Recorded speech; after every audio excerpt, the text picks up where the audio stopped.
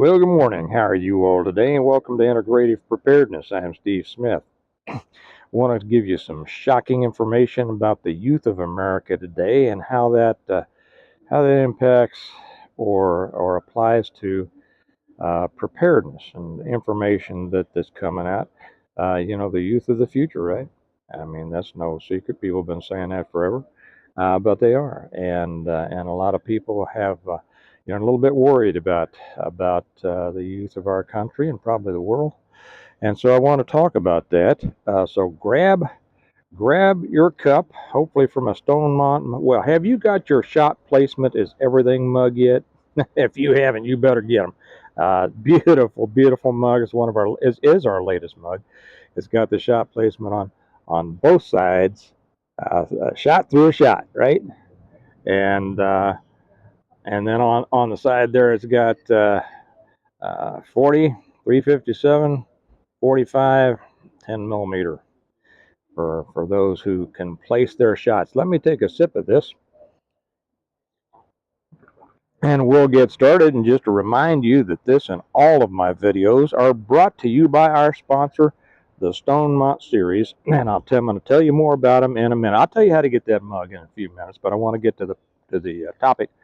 but and there's a reason that these books are our sponsor, not just because I wrote them. And I'll tell you more about that in a few minutes. I was listening to a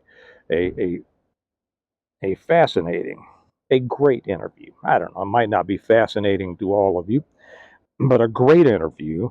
Tucker Carlson was interviewing Robert F. Kennedy Jr. Now, this isn't going to be a political uh, video, but one of the things that he brought up, and I had heard Tucker Carlson interview Callie Means and his sister, or whatever her name was. If you haven't seen that, I've put it up on the Patreon channel. It's about the poisoning of our food and the poisoning of our children, and a couple of things that he pointed out in both, or that the Means pointed out and that Kennedy pointed out, and of course he has thrown his endorsed Trump now because one of his main interests is the health of our children. He's brought up the problems with vaccinations and all sorts of things. And he's very concerned with the poisoning of our food system and the taking over of our food system by the USDA and whatever all those federal agencies that have decided to allow the food industry to dictate what goes into our soil and our food and everything like that. Anyway, and several of the things that he pointed out. He said that in 1960, um, anywhere, and there are varying studies that show different things. Anywhere from 1 in 1,500 to 1 in 10,000 children had autism, and and now it's 1 in 36 or 34, 36, one of those. And in some states, it's as high as 1 in 22, California being one. And this can be attributed to environmental factors. I don't think that there's any argument about that. You can hear some noise back here. Some of the neighbors are having a whole lot of work done, and so just ignore them. Those are the sounds of progress in the suburbs. Um, and he went on and he talked about some other things. Well, I had just taken my son up this morning, my second son, up to football practice. It's we got a heat warnings, and so they've instead of practicing in the afternoon, they're practicing in the morning before school. And so all these kids, they're getting up at 4:30 in the morning so they get to school and get on the field by 5:30, and then they practice for a couple hours before they go to school. And that of course I won't go into that about that shows the work ethic and all this of the younger generation. What are they doing? Oh well, I just keep talking. Just ignore the beeping. It's a truck that wants to back up, and he's okay. Um, Somebody will say, I can't stand the beeping. I turned you off and I'm never listening to you again because of the beeping. That's all right with me. Uh, but every school, every place has exceptional people, right? And they got good kids that'll get up and do the stuff. But I hear so much about how terrible the younger generation is.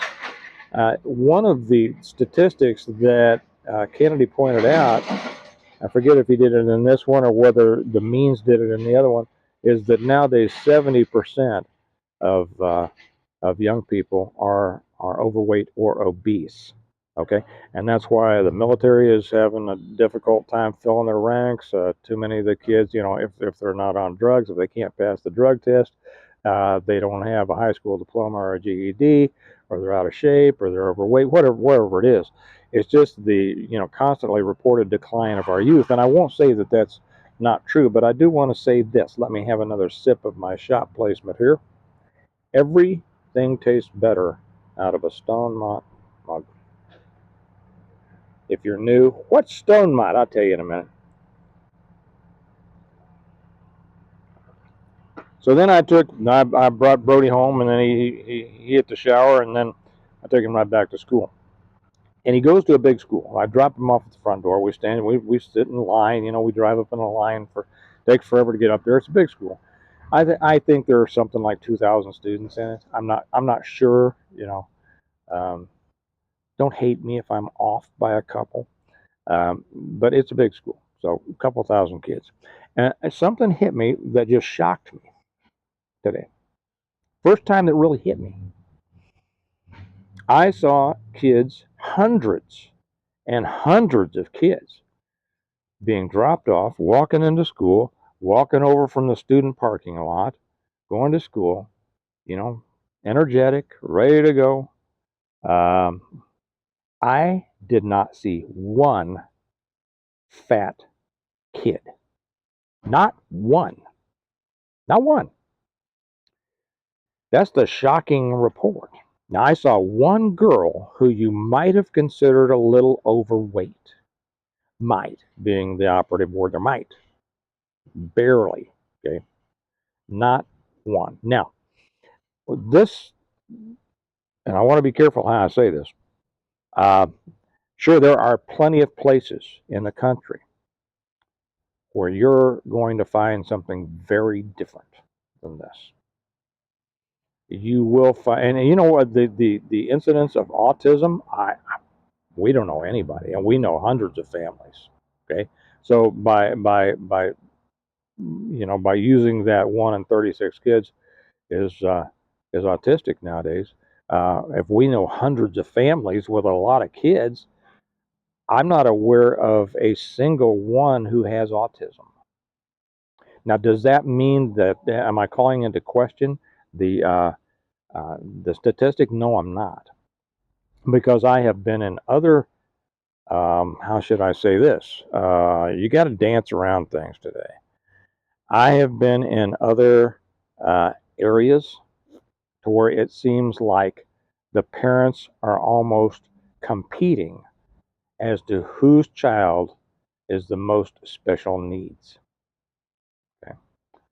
Um, that brings up something. First off, a lot of people in the preparedness world, I know, they talk a lot about how the youth, the younger generations are lazy and this and that and don't know anything, and that's not at all true. I mean, it is in some places, yeah, and there are some impoverished places, and not just the cities. There are impoverished places in the small towns in the country where that is true. They don't know much, and they are lazy. I mean. Um, here again, it's not just the cities. I go to small towns and I see kids with green hair and pink hair and bones through their noses and all sorts of things, and so it's all over. Um,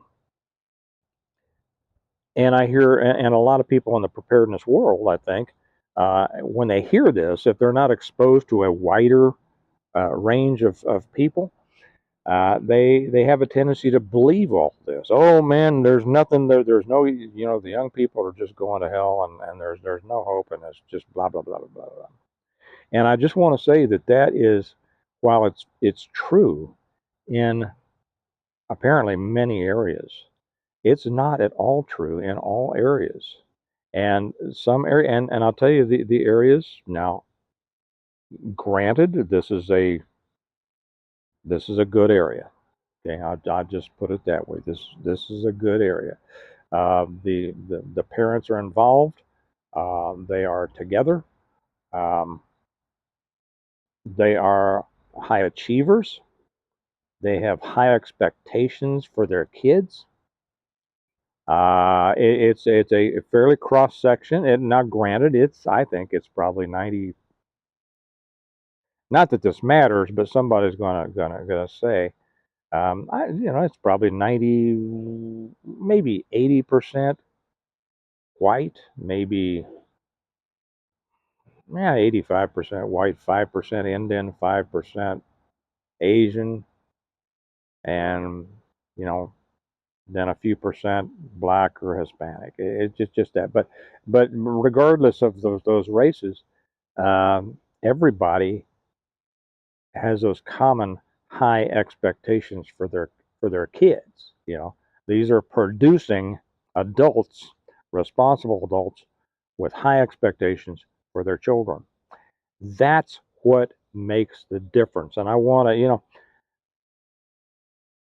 I thought about putting in a separate channel where I talk about the good things about America, because there are so many good things out there that people just don't talk about. But I have too much going on. I've already got 3 channels. That's enough for anybody. Um, and I just don't want to dilute things like that. But there are so many good things out here. So many positive things. There's a lot. I know there's a lot of bad things. We got problems in our country. We have political problems. We have problems all over the world. But the thing is, how you see things depends almost entirely on the position from which you see them. Okay, you're going to see things from your perspective, where you live, what you listen to, who you deal with. And that's probably as powerful an argument as I can find for a kind of what I was going to make a whole video on anyway, and I guess this has kind of turned into that. Live in the best place you can.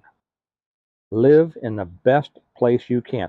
Now, that can be out in the country, it can be a small town, it can be a suburb, it can even be in a city, because there are exceptional places in cities. Doesn't matter, wherever you are, live in the best place you can, socialize with the best people you can, do the best you can, expect the best from those around you, and you will find that people who do that have a much different perspective on the world than those who continue to kind of wallow in the bad news of the world, and how everything's falling apart. Now, we have problems. I'm not going to say that we don't, and I'll say right now that those things that we prepare for are serious, and they're serious threats. And I continue to prepare for a financial collapse, a real estate collapse, a collapse, a continued and increasing tyranny of the government, a collapse of the grid. I continue to prepare for those because I think those are very real threats. But here's the thing: you can either prepare from a negative aspect or a positive aspect, and you're going to get pretty much what you put into it. If you're always thinking negative, that's what you're going to get. You're not going to do well. You're not going to prepare well. You're going to be going through your preparations as with a negative mindset, out of fear and anxiety and everything like that. Or you can do it with a positive frame of mind, and your preparedness is going to be all the better for it. Okay? That's why I was going to explain. That's why my books, the Stonemont series, that's why I wrote them, and that's why I always put them up here as a sponsor. I mean, I wrote books. Why should I get another sponsor, right? Uh, but the Stonemont series, I write about it. It's 7 novels. For those of you who don't know, it's a complete guide and a great story. Great stories. People have said it's the best preparedness or Teotihuacan SHTF series they've ever read. Thank you all for that. I'm not bragging on myself. I'm just passing on what other people have said. It's the reversion, the revival, the renewal, and appeal to heaven, the blessings of freedom, hostages to fortune, and the newest one, um, on wings like eagles. I'll tell you how to get them in just a second. But the reason that I wrote them is because it is about positive preparedness, positive prepping. I hate that word. Positive preparedness. How to approach a preparedness in a positive way. It's a story of a family who, as a result of their preparedness, was able to not only continue to live well after a complete collapse of everything, but help other people and rebuild community in the way that they felt it was the right way to do it, according to the foundational principles that our country was based on and we build most of our families on, right? And so that's what I try to preach in all of my videos. Yes, there are serious threats out there, but if you try to do it, if you try to prepare for them out of fear and anxiety, you're not going to do nearly as well as if you do it from a perspective of positivism. Now, you can get these on Amazon. If you haven't read them, I suggest this is the very next thing you do if you're really serious about preparedness or just a good story. It's good literature.